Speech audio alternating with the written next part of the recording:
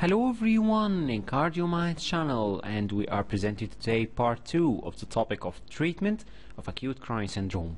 We discussed in part 1 the general lines of treatment and the antithrombotic therapy for acute coronary syndrome. Today we are discussing the specific recommendation regarding the working diagnosis of STEMI versus non-ST elevation acute coronary syndrome. Let's start with the working diagnosis of STEMI. What are the specific recommendations for reperfusion therapy for those patients? Of course, we all know that reperfusion therapy has a class 1 recommendation in all patients with a working diagnosis of STEMI, meaning persistent ST elevation or its equivalents, with symptoms of ischemia of less than or equal 12 hours duration since the onset of symptoms. This is a class 1 recommendation. Regarding the choice of the reperfusion therapy, of course, primary PCI is recommended over fibrinolysis if the anticipated time from diagnosis to PCI is less than 120 minutes, meaning less than 2 hours since the onset of symptom. This means that the transfer of the patient, for example, to a PCI capable center would take less than 2 hours, so we are going to proceed for PCI. But if the timely PCI within less than 2 hours cannot be performed in those patients, this means that the transfer of the patient to a PCI capable center would take more than 2 hours. In this case, fibrinolytic therapy is recommended as a class 1 if the patient is still within 12 hours of the symptom onset without contraindications to fibrinolytic therapy, which we are going to discuss later. This protocol of reperfusion therapy prevents 30 early deaths per 1,000 patients treated within 6 hours of symptom onset. There is some lack of data regarding which to choose PCI over fibrinolysis and what is the treatment delay limit, because there was a theory that if the patient, for example, is presenting within the first 2 hours and there would be a delay to perform PCI for more than 1 hour, in this case, fibrinolysis may be preferred over primary PCI. But so far, there is a lack of any data adequate over the advantage of PCI over fibrinolysis. And given the recommended time interval of 10 minutes from STEMI diagnosis to fibrinolytic administration and the 120 minutes delay in order to perform primary PCI, there is a relative delay of 110 to 120 minutes between fibrinolysis and PCI. This was justifying this theory, but so far no evidence to choose fibrinolysis over primary PCI, unless the time needed to perform PCI is more than 2 hours. The STREAM trial tested this hypothesis.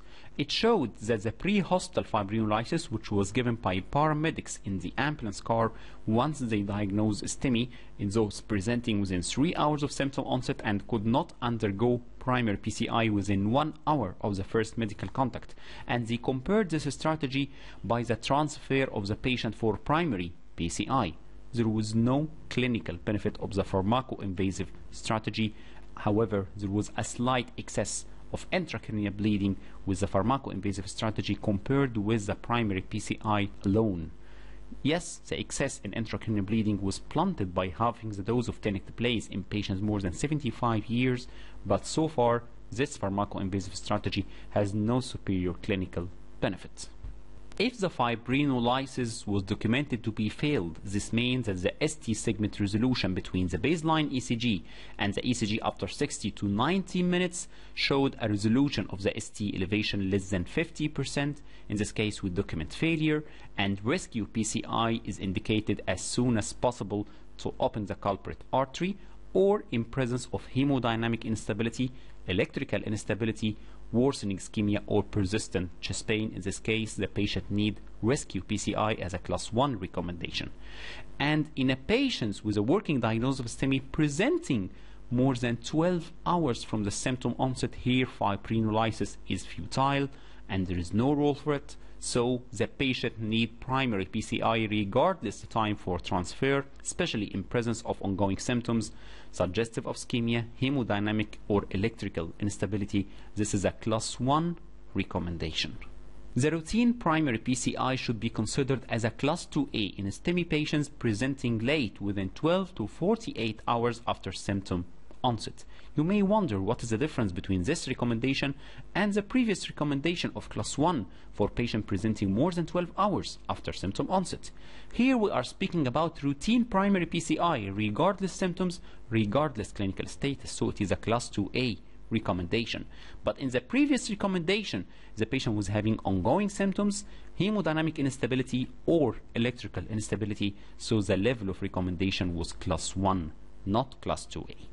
In this famous registry called the FAST-MI program, it showed a significant lower rate of all-cause mortality at 1 month, and after a median follow-up of 58 months with an invasive strategy in comparison to conservative treatment in both STEMI and non-STEMI patients. But when do you consider the primary PCI is not indicated? If the patient is presenting more than 48 hours after symptom onset and without persistent symptoms. So here we should have the two conditions, not only one condition. Don't assume that if the patient is coming after more than 48 hours that he should not have primary PCI, because sometimes the patient is still having persistent pain. So this is a sign of viability and a sign to go as soon as possible to salvage the myocardium. Also, not all patients are precise about the onset of symptoms. Sometimes the patient may be confused about the start of his symptoms. Sometimes the patient may be having a stuttering course of chest pain on and off for 3 or 4 days, but the peak symptoms is less than 48 hours. So don't assume that if the patient told you that the symptoms started a few days ago, that so the patient is more than 48 hours, sometimes this patient may benefit. But if he's more than 48 hours from the peak symptoms without persistent symptoms now, so it is a class 3. And the famous Occluded Artery Trial showed no clinical benefit in stable patients with persistent occlusion of the infarct-related artery within 3 to 28 days after the onset of MI. There was no benefit from routine coronary intervention in comparison to conservative treatment. So those patients should be managed in the same way as those with chronic total occlusion according to the ESC Guidelines for chronic coronary syndromes. In some exceptional cases, emergency CABG should be considered in preference to primary PCI. For example, patients with a patent infarct-related artery showing TIMIS-3 flow, but unsuitable anatomy for PCI, and either a large myocardial area at puberty susceptible to ischemia or with cardiogenic shock, or patients with MI-related mechanical complications like ventricular septal rupture or acute mitral regurgitation who require coronary vascularization. So here surgery will be more beneficial to put a graft on the infarct-related artery and repair the mechanical complication, and patients with failed PCI or with an acute coronary occlusion not amenable to PCI. But of course we should note that emergency CABG is infrequently performed because here the benefits of surgical revascularization are less certain, and of course most surgeons consider those patients to be of high surgical risk. That's why it is some exceptional cases that we go for CABG rather than primary PCI. Let's revise the recommendations of antiplatelet therapy in STEMI that we have discussed in part 1. Here, aspirin, as we mentioned, is recommended for all patients without contraindication. We give the initial oral loading dose and then the maintenance dose for long-term treatment. And in all acute coronary syndrome, including STEMI, of course, P2Y12 receptor inhibitor is recommended as an initial oral loading dose followed by maintenance dose for 12 months unless there is high bleeding risk according to the criteria of the Academic Research Consortium, needing 1 major or 2 minor criteria to indicate high bleeding risk. In this case, you may shorten the duration of that. Regarding the choice of P2Y12 inhibitor, prasugrel is recommended as a class 1 in naive patients proceeding to PCI, and ticagrelor also is recommended as a class 1 irrespective of the treatment strategy, either invasive or conservative treatment. But if we choose between them, prasugrel is preferred to ticagrelor in those who are proceeding to PCI as a class 2A recommendation, and we explain in the previous video why, according to the results of the ESR REACT-5 trial that showed the benefit of prasugrel over ticagrelor in those scheduled for PCI. When should we use clopidogrel? It is recommended as a class 1 if prasugrel and ticagrelor are not available, cannot be tolerated, or contraindicated. So it is an alternative, not a first choice. Class 2B to use it in older patients more than 70-year-old, especially if there is high bleeding risk, but just a Class 2B. Glycoprotein 2B3A should be considered as a Class 2A as a downstream only if there is evidence of no reflow or heavy thrombus burden during PCI. And cangrelor has just a Class 2B recommendation in naive patient, but there is no strong recommendation for it so far. Regarding the issue of pre-treatment with P2Y12 inhibitor in STEMI patients, it is just a Class 2B to give a pre-treatment with P2Y12 inhibitor in those undergoing primary PCI. According to the results of the Atlantic trial and the SWID heart registry that we discussed in the previous video, we mentioned that giving pre-treatment with a loading dose of P2Y12 once you diagnose STEMI didn't show superior clinical benefit in comparison to giving it once the patient go for coronary angiography or once you determine the coronary anatomy. And the big no that in all acute coronary syndrome patients, including STEMI, pre-treatment with glycoprotein 2B3A as an upstream therapy is not recommended. There is nothing called that while the patient is going for the cath lab, start for him glycoprotein 2B3A receptor antagonist infusion. No, there is no evidence for the therapy, and it may increase the bleeding risk with no clinical benefit. What about the anticoagulant therapy in STEMI? As we mentioned, routine use of unfractionated heparin is recommended in those patients undergoing PCI, including STEMI patients undergoing primary PCI with the same dose of 70 to 100 unit per kg. Enoxaparin is an alternative as a Class 2A. Bivarudine is also an alternative to unfractionated heparin as Class 2A. So the first choice is unfractionated heparin, then enoxaparin or bivarudine, but a big no for fondaparinux. It is not recommended in STEMI patients undergoing primary PCI as it increases the risk of catheter thrombosis.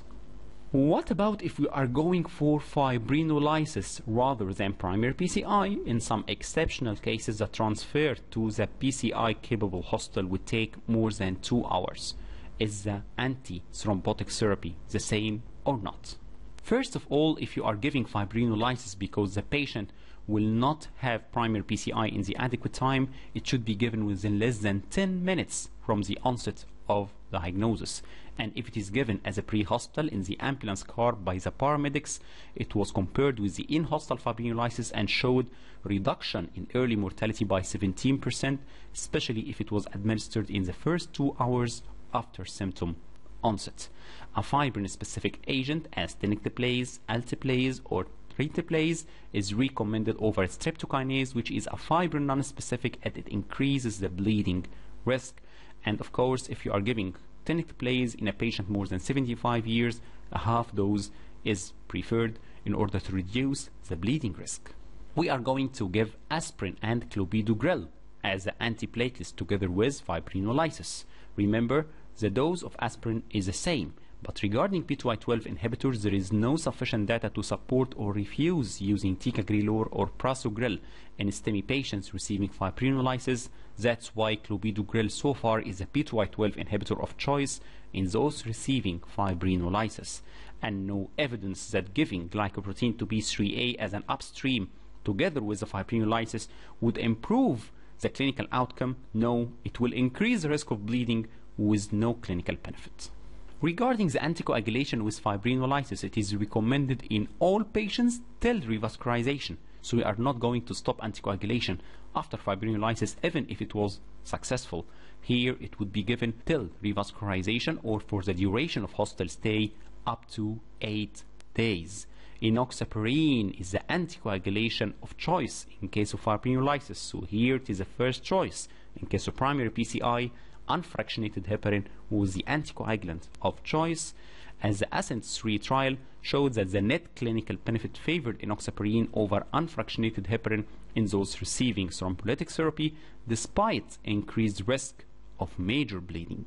But if enoxaparin is not available, unfractionated heparin is the second choice as IV bolus followed by infusion, and in those treated with streptokinase, an IV bolus of fondaparinux can be used as a third choice, followed by a subcutaneous dose every 24 hours, because here the patient will not be having cardiac catheterization at the time being, so we can give fondaparinux as a class 2A. As the ACS trial we know, of course, showed that fondaparinux was superior to placebo or unfractionated heparin in preventing death and reinfarction, especially in those receiving streptokinase, but during PCI the patient will need to have unfractionated heparin. Piperacillin has not been studied with fibrin-specific agents. That's why there is no evidence to support the direct thrombin inhibitors, including piperacillin, in case of fibrinolysis. This is an interesting table showing the doses of the thrombolytic agents, including streptokinase, alteplase, retiplase, and tenecteplase. And as we know, tenecteplase has the privilege of being just a single IV bolus. Then the doses of antiplatelets with thrombolytic therapy, and as we see here, clopidogrel loading dose is 300 milligram, not 600 as we see in primary PCI. And if the patient is more than 75 years, the loading dose is just 75 milligrams. So you just give 4 tablets of clopidogrel as a loading dose in case of fibrinolysis. If more than 75 years, just 1 tablet is enough. And then the doses of anticoagulants together with fibrinolytic therapy. What are the contraindications of fibrinolytic therapy? There are absolute contraindications in which you cannot use fibrinolytic therapy whatever the time that the patient will take to be transferred to a PCI capable hospital, because in this case there is significant bleeding risk. For example, previous intracranial hemorrhage or stroke of unknown origin at any time, ischemic stroke in the preceding 6 months, CNS damage, neoplasm or AV malformation, recent major trauma surgery within months, GI bleeding within months, non-bleeding disorder excluding menstrual cycle, aortic dissection, and non-compressible punctures in the last 24 hours. The relative contraindication mean here that there is a risk of bleeding with fibrinolytic therapy, so you should not give them unless it is the only solution.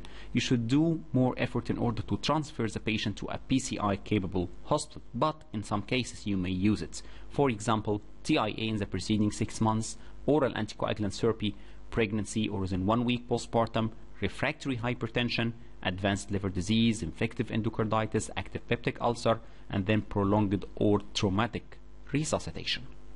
What should we do after fibrinolysis?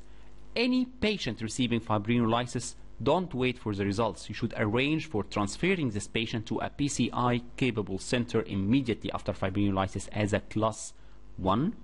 Emergency angiography and PCI for the infarct-related artery are indicated as class 1 in patients with new onset or persistent heart failure or cardiogenic shock after fibrinolysis.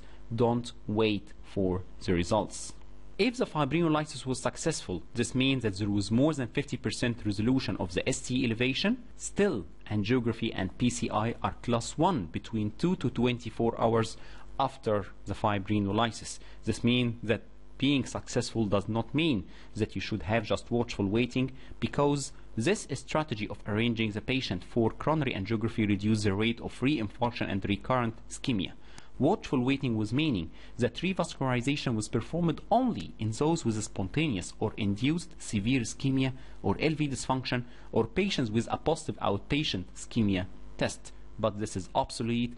Any patient with successful fibrinolysis should have revascularization within 1 day. Don't discharge the patient or wait for 3 or 4 days to perform coronary angiography and revascularization. And this interesting diagram summarizes how to deal with a STEMI patient since the onset of symptoms, the first medical contact, and then how to triage the patient and when to choose primary PCI or when to arrange for fibrinolysis. What about if the patient is having a working diagnosis of non-ST elevation, acute coronary syndrome? What is the difference from STEMI? An invasive strategy during hospital admission, meaning as inpatient, is recommended in all non-ST elevation acute coronary syndrome with high risk criteria or high index of suspicion for unstable angina. So whenever you suspect ischemic heart disease as a cause, you are justifiable to arrange for invasive strategy as inpatient based on high risk criteria or high index of suspicion. But if the patient is not having any very high risk or high risk criteria and the low index of suspicion. In this case, you can arrange for non-invasive testing like stress imaging or CT coronaries, and if there is evidence of obstructive coronary artery disease or high risk of ischemia by the stress imaging, you can arrange for coronary angiography. This is called selective invasive approach, as here the patient would be managed as chronic coronary syndrome because he has low index of suspicion of non-STE elevation acute coronary syndrome. So you arrange at first for non-invasive testing, then according to the results you can go for coronary angiography plus minus PCI. When to arrange for an immediate invasive strategy in a non-STE elevation acute coronary syndrome? In case of presence of at least one of the following very high risk criteria, so the patient will go to the coronary angiography within less than 2 hours, the same as in STEMI patients. For example, hemodynamic instability or cardiogenic shock, recurrent or refractory chest pain despite medical treatment, in hospital life-threatening arrhythmia like VT or survival from VF, mechanical complications of MI, acute heart failure presumed secondary to ongoing ischemia, for example pulmonary edema, recurrent dynamic ST segment or T wave changes, particularly intermittent ST elevation. We doesn't mean here that the patient having just ST elevation and it resolved as the patient is chest pain free. No, recurrent dynamic ST changes. So for example, the patient had again ST elevation with recurrence of chest pain. This patient is very high risk and he should go for immediate invasive strategy. An early invasive strategy within 24 hours should be considered in those patients with at least one of the following high risk criteria, not including the very high risk criteria that we mentioned shortly. For example, confirmed diagnosis of non-STEMI based on detection of rise or fall in the cardiac troponin. So here the patient is having myocardial infarction but in absence of ST elevation, so it is called non-STEMI, and he should go for early invasive strategy within 24 hours. Or dynamic ST segment or T wave changes, transient ST elevation once and it resolved, so this patient should go for coronary angiography within less than 24 hours. Or GRACE score, which is the global registry of acute coronary event, risk score more than 140. Let's revise again the antiplatelet therapy in non-ST acute coronary syndrome. The same recommendation as STEMI regarding the aspirin use, and in all acute coronary syndrome we know the P2Y12 inhibitor should be added to aspirin as an initial oral loading dose followed by maintenance dose for 12 months unless there is high bleeding risk according to the academic research consortium. These are the same recommendations that we use also in STEMI, but there is a difference here, that in non-ST the pre-treatment with P2Y12 inhibitor is only class 2B in patients who are not expected to undergo an early invasive strategy and do not have high bleeding risk. You may be allowed to give P2Y12 inhibitor according to the results of the ACOS trial and DOBIUS trial that showed that the immediate pre-treatment with P2Y12 inhibitor once you diagnose non-ST did not show a clinical benefit in comparison to giving it after you determine the coronary anatomy. And the pre-treatment with P2Y12 inhibitor is a class 3 recommendation in non-ST patients in whom coronary anatomy is not known and early invasive management within less than 24 hours is planned. In this case, wait to determine the coronary anatomy, and if the patient is going to perform PCI, you can load the patient with prasugrel or ticagrelor. Regarding the choice of P2Y12 inhibitors, the same recommendation as in STEMI. Prasugrel is recommended in those proceeding to PCI as a class 1.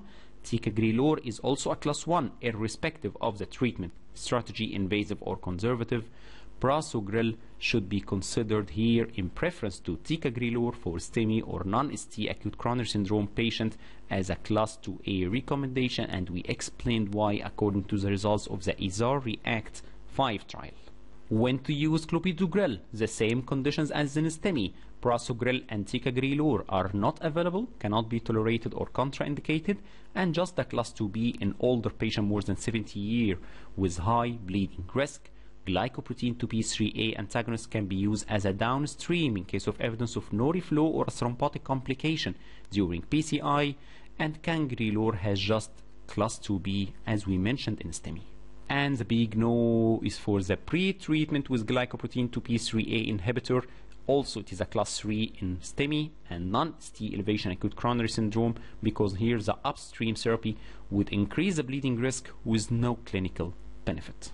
Regarding the anticoagulant therapy, parenteral anticoagulation is recommended for all patients with acute coronary syndrome, including non-STE elevation acute coronary syndrome.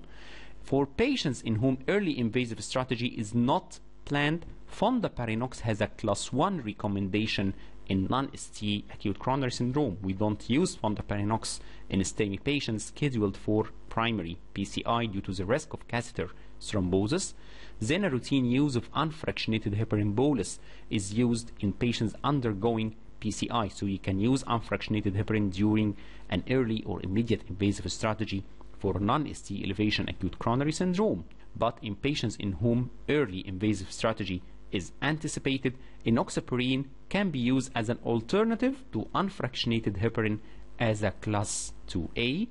IV enoxaparin at the time of PCI should be considered if the patient was receiving subcutaneous enoxaparin in the CCU to avoid crossover between unfractionated and low molecular weight heparin, which increase the risk of bleeding. And parenteral anticoagulation should be discontinued immediately after an invasive procedure if it was successful, but if it was unsuccessful, continue parenteral anticoagulation till hospital discharge. And finally, this interesting diagram summarizes how to deal with the working diagnosis of non-STE elevation acute coronary syndrome since the first medical contact, then to triage the patient, when to arrange for immediate invasive strategy in case of very high risk criteria, early invasive strategy in case of high risk criteria, or to arrange for an inpatient invasive strategy in case of high index of suspicion. Otherwise, we are going for selective invasive strategy according to the results of non-invasive testing. In the next video, we are going to have part 3 of the treatment of acute coronary syndrome, as we are going to discuss the triple antithrombotic therapy and the alternative antiplatelet strategies.